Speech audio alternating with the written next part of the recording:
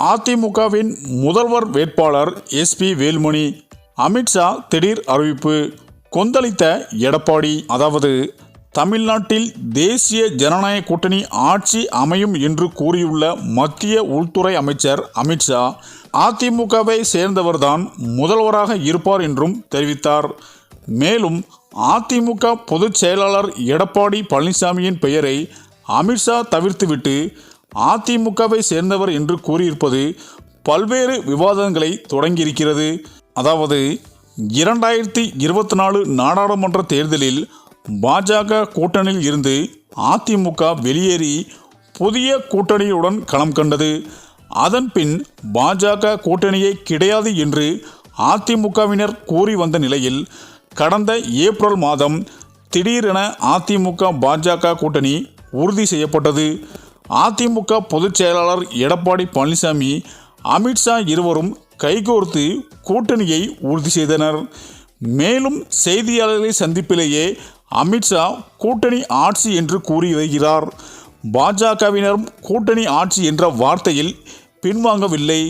அதிலும் அண்ணாமலை கொஞ்சம் மேலே சென்று பாஜக ஆட்சி என்றும் தெரிவித்தார்.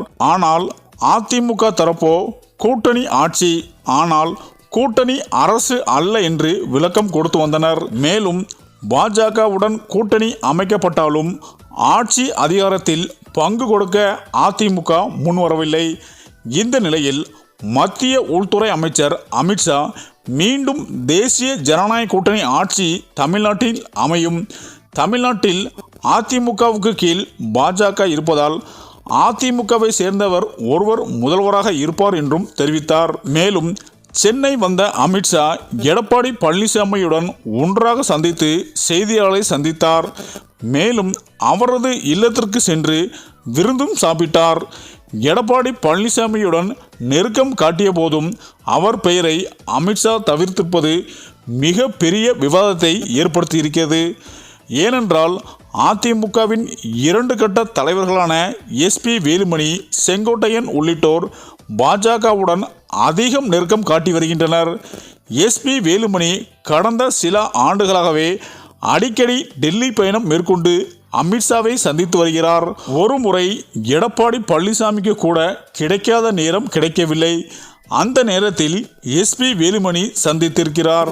மேலும் அதேபோல் செங்கோட்டையனும் மத்திய அமைச்சர் நிர்மலா சீதாராமனுடன் சந்தித்து பேசியிருக்கிறார். இவர்கள் இருவருமே கொங்கு மண்டலத்தை சேர்ந்தவர்கள். ஒருவேளை சட்டமன்ற தேர்தலில் அதிமுக மற்றும் பாஜக இணைந்து வென்று கூட்டணி ஆட்சி அமைக்கும் பட்சத்தில் முதலமைச்சராக வேறு ஒருவரை கொண்டுவர பாஜக முயற்சிக்கிறதா என்ற சந்தேகமும் எழுந்துள்ளது. ஆக இப்படியான சூழ்நிலை தான் கடந்த சில மாதங்களாகவே பாஜகவுடன் மிக நெருக்கமாக இருந்து வருகிறார் எஸ்பி வேலுமணி. மேலும் எடப்பாடி பழனிசாமிக்கு தெரியாமலேயே ரகசியமாக பாஜகவினை சந்தித்து பேசி வருகிறார்.